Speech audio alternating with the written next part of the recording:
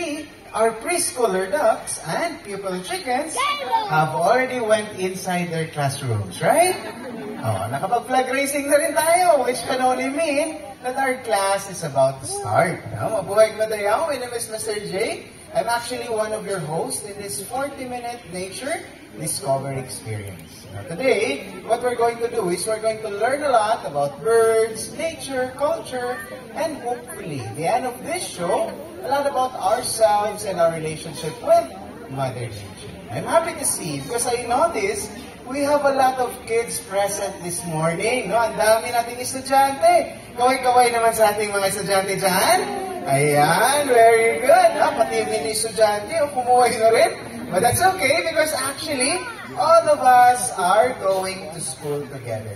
Because what better way for us to learn and understand about birds, nature, and culture than learning it from our teacher birds themselves. Now, you greet your fellow classmates here, the standard way of greeting here in Malagos. What do we say?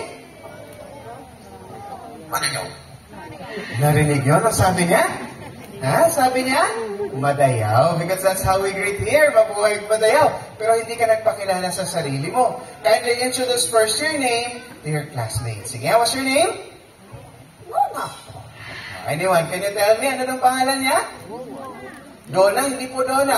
Lola. Lola, naku, lalong hindi po Lola. Donna, hindi nga Donna. It's actually, I tell you naman po, no?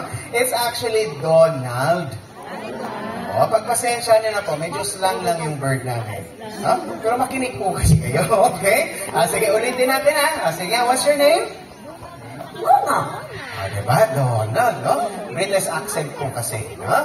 Now, I'm sure some of you right now might be wondering, how are birds able to talk? But I tell you, they don't. What they're doing is what we call mimicking. And this is very common in the wild because they do this to create bond or socialize with the other birds. Okay, now at this point, kayo naman sana yung bumati. No? Okay ba yun sa lahat? Now, can everybody say, good morning, Donald? Donald, sabi ng mga classmates mo, good morning daw. Anong i-reply natin? Good afternoon.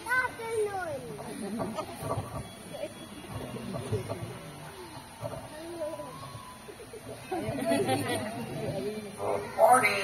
Ayun, medyo delayed lang. Pero diba, as part of good manners, when someone says a good morning to us, it's best to reply a good morning as well. Okay? Hello, how are you?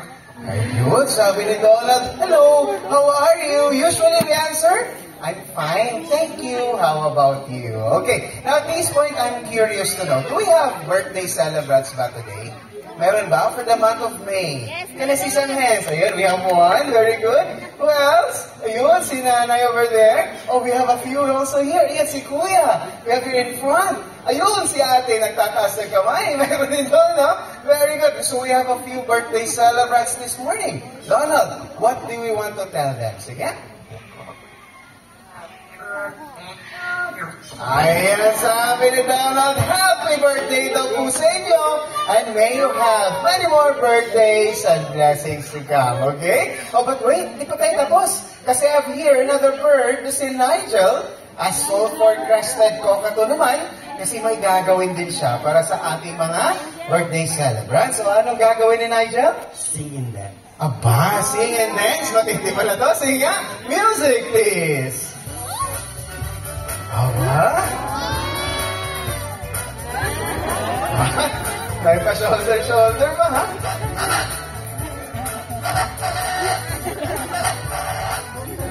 One more time. One.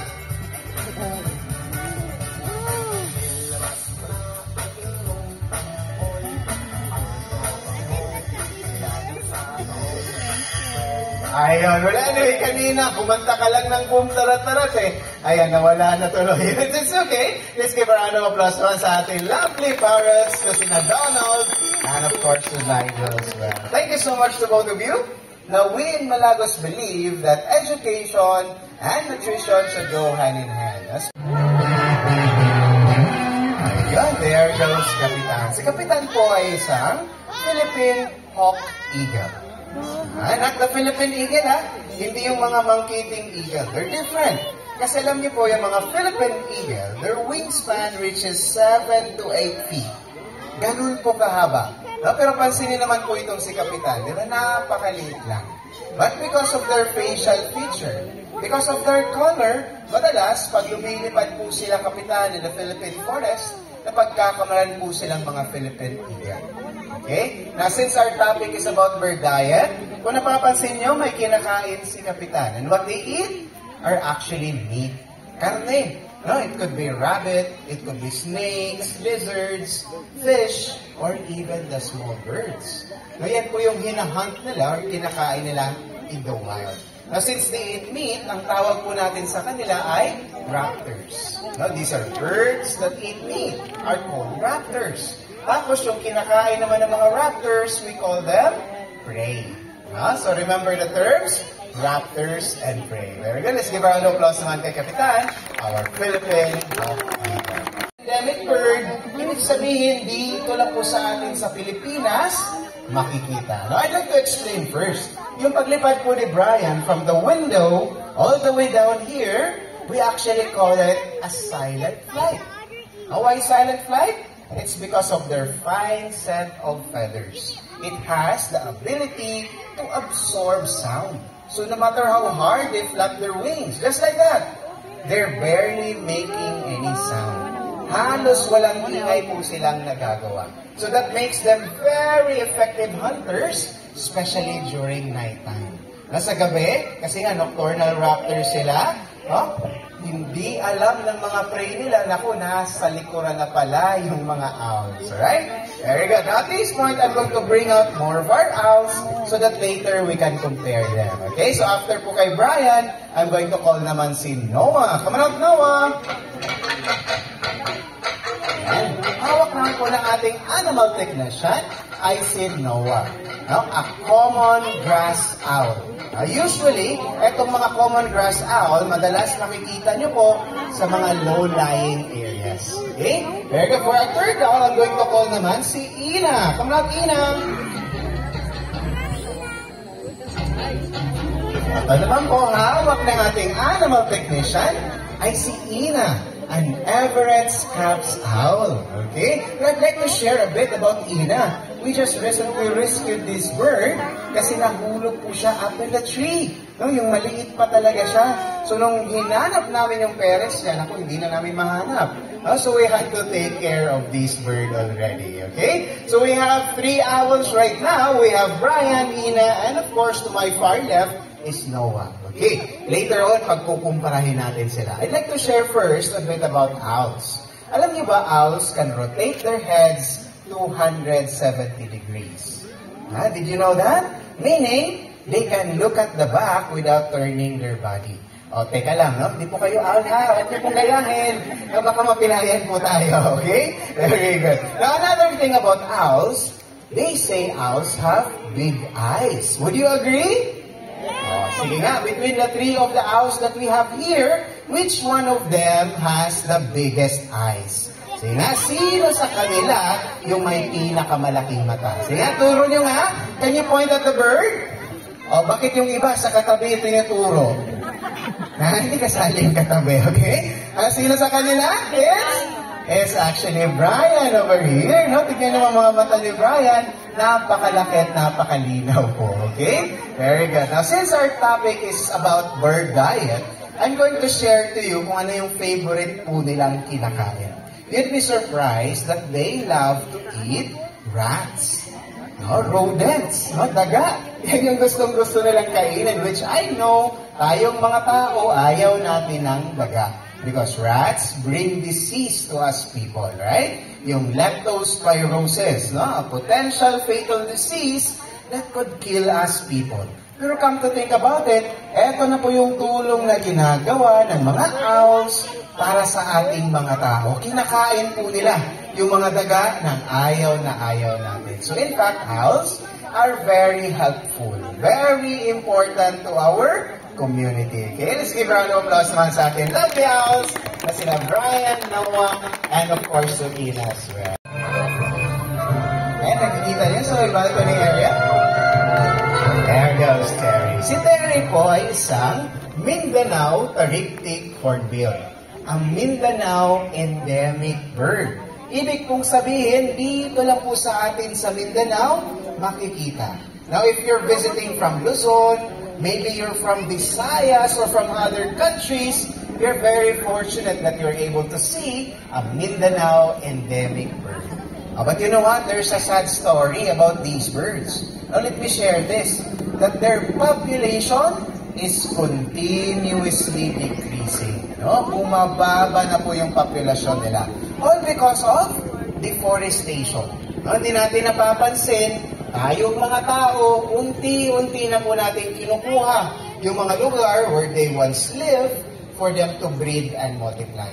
That's why here in Malagos, we advocate to wildlife conservation breeding. As a matter of fact, through the efforts of the late Dr. Bo Pantespina, we're very proud to tell everyone that we have successfully bred 3 over the years of this endangered Mindanao Tariktik Hornbill in captivity, which is very difficult to do, but because of the love, passion, and commitment, nothing is really impossible. I'm sharing this because we want to encourage everyone to please help out in preserving this very beautiful yet very fragile environment of ours and the wildlife that lives in it. No? Magtulungan po tayong lahat, okay?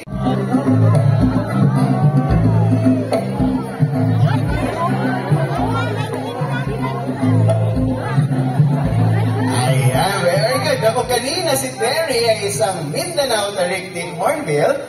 Eto naman pong si Bingo ay isang Rufous Hornbill. Alam niyo ba, sa Tagalog at saka sa Bisaya, ang tawag ko sa mga hornbills ay kalaw.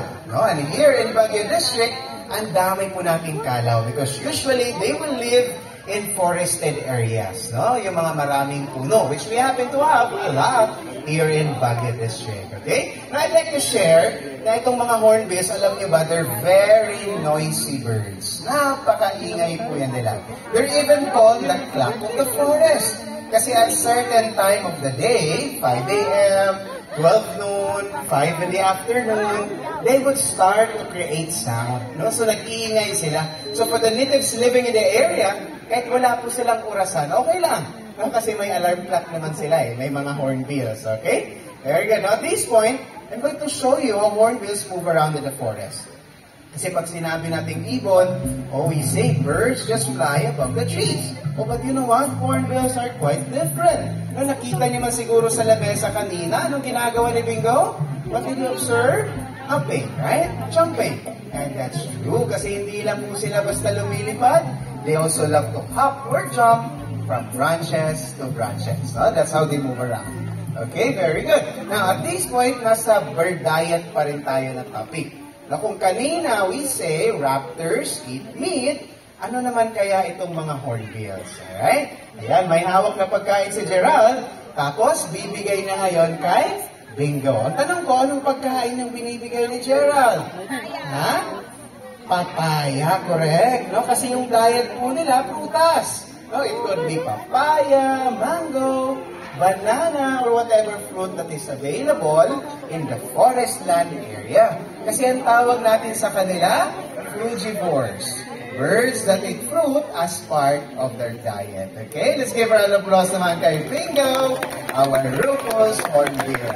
Partners over here are both Eclectus parrots. And something very interesting in the Eclectus parrot family, is for them, iba po ang kulay ng mga babae at iba po ang kulay ng mga lalaki. Now, I'd like to ask everyone here this morning, between these two birds, which one do you think is the girl? Is it the green one or the red one? Ayan ako, halo-halo yung mga sagot natin, Ganito na lang para klaro. For those of you who thinks that the green one is the girl, can you raise your hand para makita ko? Who among you here thinks that the green one is the girl? Ayun, ang daming nagtaas ng kamay. Ang dami rin. Mali. Because actually, in the Eclectus parrot family, the green ones are the boys and the red ones are The girls, very good. So this one perched over my shoulder is actually Ruby, our red Eclectus parrot. And over there with Kuya Roy is Midori, our green Eclectus parrot. Now even more interesting about these two birds over here is that they're already 15 years old and is a product of our conservation breeding program here at Malagos Garden Resort. That's it for Ruby and Midori this morning. Can everybody please say bye, Ruby? Bye, Midori! Ayan, so naging na po kanina yung bell, which could only mean one thing. Now it's time for our next class. And for our next class, I need a volunteer. So, sino po yung gusto maging volunteer? Can you raise your hand? Para makita Teacher Waki, anong dapat gawin pag may extra money? Ayan, ay, so Waki, ako sabi ni Teacher Waki, mag-shopping raw po konti. Another one would be for shopping. And the next one would be for travel naman raw po. The next one would be for shopping once again. And the last one would be for shopping raw po ulit. Napaalam na natin anong gustong-gustong gawin ni Teacher Waki, no? Gustong-gusto niya shopping. I'm sure a lot of you can relate this morning with Teacher Waki, no? But what actually Teacher Waki showed us a while ago is what not to do with your extra money. Now, everybody, as part of our financial management class, we'd like to share to everybody that it's okay to indulge ourselves once in a while. Mag-travel, mag-food trip, mag-shopping. There's really nothing wrong with that. But always remember to save a part of what you earn, because after all, it's not about how much you earn, it's about how much you save. Very good. That's it for our financial management class. Can everybody please say bye, Waki? Of course, bago raw po papasok ulit si Waki sa classroom, Waki, anong dapat gawin sa perang nakuha? Eyes on Waki, ladies and gentlemen, at of course, ayan, ipabalik naman raw po ni Waki ang perang nakuha. Because here in Malagos Garden Resort, we always give back what we take. So that's it for our financial management class. Thank you so much, everyone, for being so participative. And what is Kaka doing? Kaka is waving hello to everyone. Hello raw po sabi ni Kaka. And we have Rookie over here doing his signature dance move, the headband, to say hello to everyone. Now for this morning, for our PE time, magba-basketball showdown po ang ating mga kakadu. Of course, bago sila magba-basketball showdown, mag-warm up raw po muna sila. So sige na, anong warm up ninyo? Ayan, nag-scooter papunta sa basketball court si Kaka at si Rookie para raw lesser carbon emission and save sa environment. Palakpakan naman for Kaka and Rookie, everyone. So nakapag-warm up na po ang ating players. Ako po yung magiging referee. Ano pa po ba yung kulang natin? What else do we lack? We lack cheerers. So from this side up to this side over here, I need you all to cheer for Rookie. So when I say let's cheer for Rookie, everybody say Rookie! Rookie! Okay po ba? Ayan, on this side, up to this side over here, I need you all to cheer for Kaka. So when I say let's cheer for Kaka, everybody say Kaka! Kaka! Okay po ba? Ayan, sige nga. Can I hear the cheer for Team Rookie? Rookie! Rookie! Ayan, ako ang hina naman ng cheer for Team Rookie. Ayaw pa naman mag-shoot ng bola ni Rookie kung walang malakas na cheer. So let's try that one more time. With energy, can I hear the cheer for Team Rookie? Rookie! Rookie! Ayan, very good, Team Rookie. Magpapatala po ba tayo, Team Kaka? Ayan, energetic naman ng Team Kaka. I think everyone is ready. Our players are ready, set, play ball. Let's cheer for Team Kaka! Rookie! Kaka! Rookie! That's one for the way to go for Emmy. Now, you know, this one is really good. Let's cheer for Kaka! Let's cheer for Kaka as well.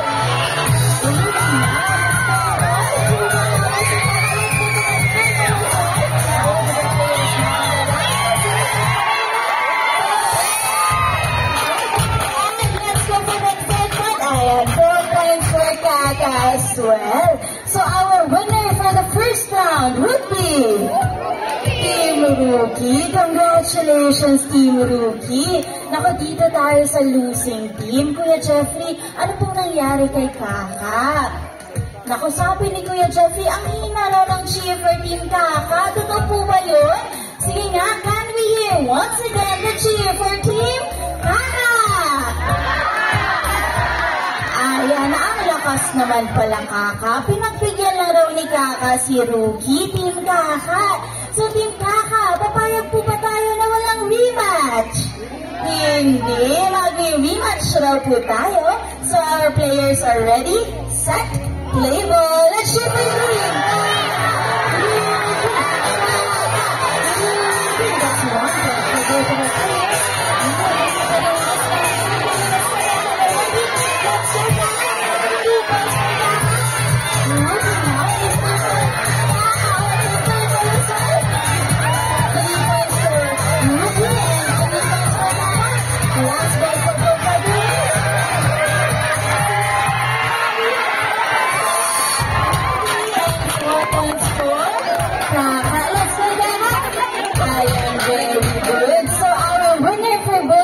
Would be Team Rookie. Congratulations, Team Rookie. Naku, thank you so much, everybody, for being such good sports. That's it for Kaka this morning. Can everybody please say bye, Kaka? Now, dahil nanalo raw po si Rookie, mag-victory dance raw si Rookie. So, sige nga, Rookie, anong victory dance mo? Ayan, nag-iikot-ikot si Rookie for his victory dance. Pero 2 steps raw po yung victory dance si Rookie. What's the second step, Rookie? Of course, the signature dance move, the headbang. Na bago raw po mapasok ulit sa classroom si Rookie, he wants to say to everyone, bye everyone. Now, many are asking us now, how are we able to know kung babae o lalaki po ba isang cockatoo? Well, it's actually very simple. Kung pula po ang mata na isang cockatoo, that means the cockatoo is a girl. Kung itim naman po, that means the cockatoo is a boy. Of course, PE time is not yet over. We have another teacher bird who is very excited to meet you all today. So everybody help me welcome Red. Ladies and gentlemen, meet Red, our green-winged macaw. Now, macaws are birds with enormous beauty. Tingnan niyo naman si Red, diba? Very colorful and very majestic to look at.